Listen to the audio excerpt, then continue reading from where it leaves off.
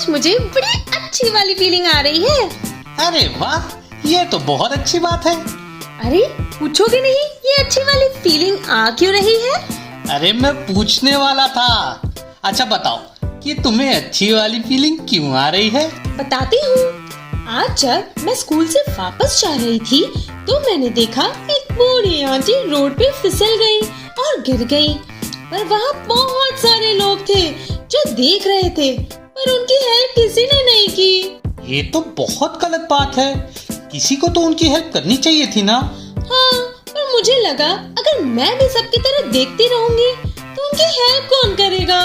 मैंने तुरंत पापा को कॉल किया और वहाँ बुला लिया। अरे वाह टकी, ये तो तुमने बहुत अच्छा काम किया। थैंक यू बानी। पता है उन बूढ़ी आंटी ने मुझे बहुत सारा प्यार किया और थैंक यू भी बोला। ये तो बहुत अच्छी बात है। और सबसे अकल वाला काम तो तुमने ये किया कि पापा को अपनी हेल्प के लिए बुला लिया। वैसे तुम्हारी इस अच्छे बिहेवियर से मुझे आरव की कहानी याद आ गई। आरव की कौन सी कहानी है? मुझे तो नहीं पता। प्लीज मुझे भी सुनाओ ना। और मेरे साथ साथ जो मेरे फ्रेंड्स हैं वो भी ये कहानी सुनेंगे। हाँ हाँ, बिल्कुल सुनाऊंगा। बच्चों, आज की कहानी है एक छोटे से गांव की, जहाँ आए दिन लोग बीमार हो जाते थे क्योंकि वहाँ कोई डॉक्टर नहीं था इलाज करने के लिए। वहाँ एक नेक दिल लड़का भी रहता था जिसका नाम था आरव। आरव बहुत ही दयालु और मददगार था। वो हमेशा लोगों की मदद करने की कोशिश करता था और वो चाहता था कि उसके गांव में कोई डॉक्टर आ जाए। उसे पता चला कि एक गांव में एक मेला लगा है जहां डॉक्टर भी आए हैं।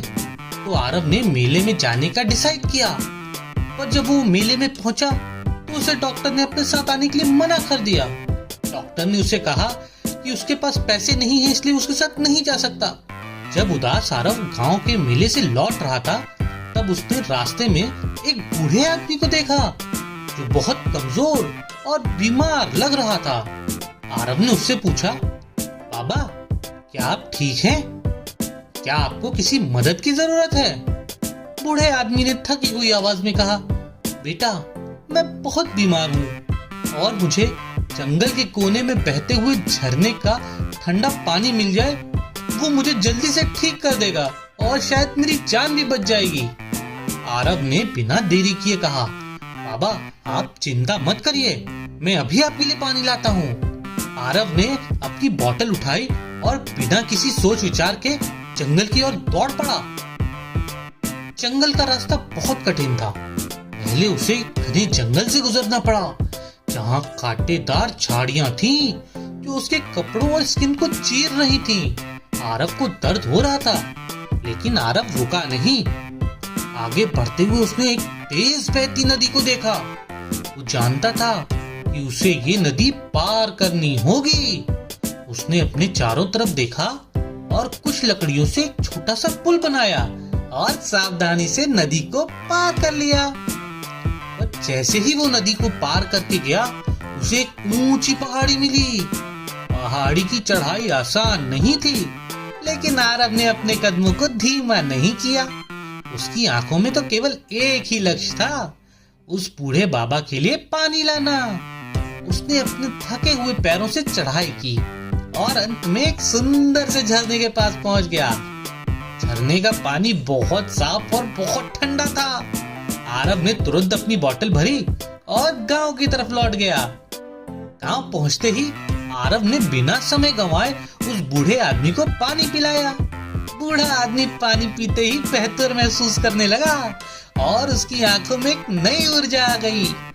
उसने आरव की ओर देखा और मुस्कुराते हुए कहा, बेटा आरव, तुम्हारी मेहनत और नेक दिली के कारण अब मैं ठीक हो रहा हूँ। फिर बूढ़े आदमी ने आरव से कहा, बेटा ये सिर्फ पानी नहीं था बल्कि ये जादुई पानी था जो केवल उन लोगों के लिए काम करता है जिनके दिल में सच्चाई और परोपकार होता है।